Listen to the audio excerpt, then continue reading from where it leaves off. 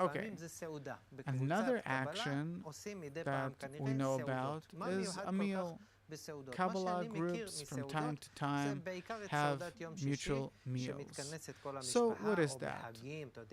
I know that the family gets together to eat together on a Friday Eve or on holidays, but when a Kabbalah group gets together for a meal, what are its special characteristics? The meal is the hardest thing. The hardest thing because during the meal, a person has to feel that he's with everyone and he loves everyone and he's connected to them. And what he's tasting now in the meal, he wants for everyone to taste that too. And there is such a social connection between them, so much that the taste that he feels in the food, he doesn't feel the taste of the food itself, but he feels the taste of them eating together. This being the thing that fulfills him. Meaning the main thing isn't to feel the flavor from the dish, but to feel the flavors of us fulfilling each other through our mutual attitude. What kind of attitude? Of love, of fulfillment, of connection. And so what follows is that on the meal, a person is in great inner tension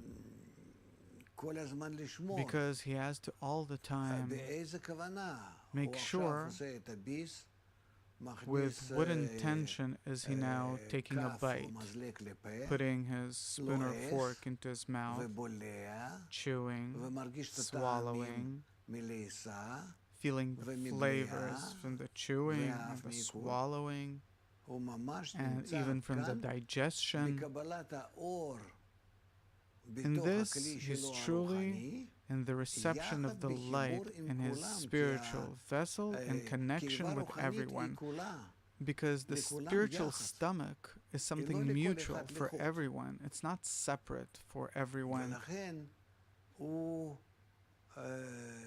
And therefore,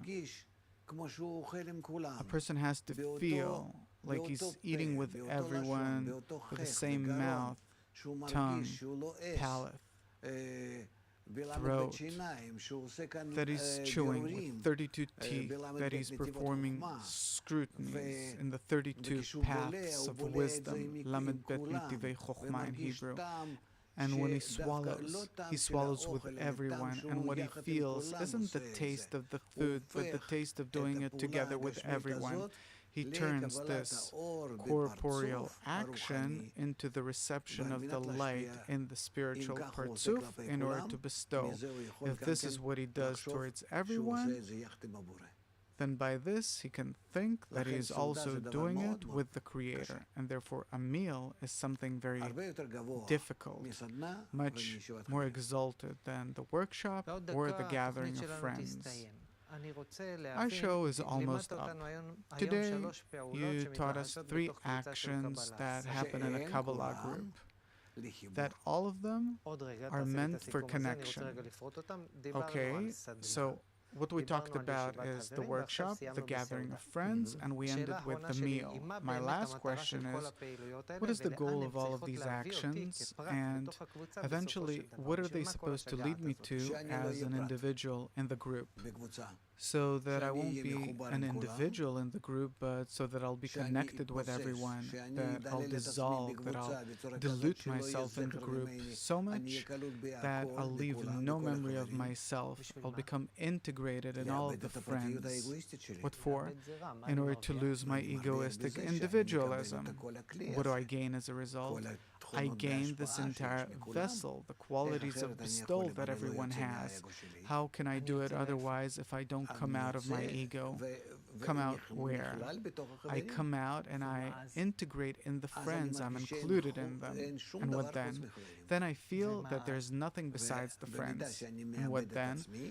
To the extent to which I lose my individualism, I enter the spiritual world. I start feeling the Creator.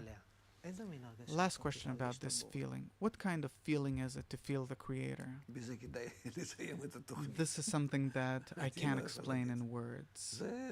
It's a feeling. It's a feeling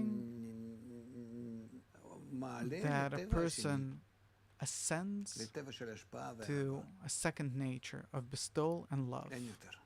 There are no other words to explain this.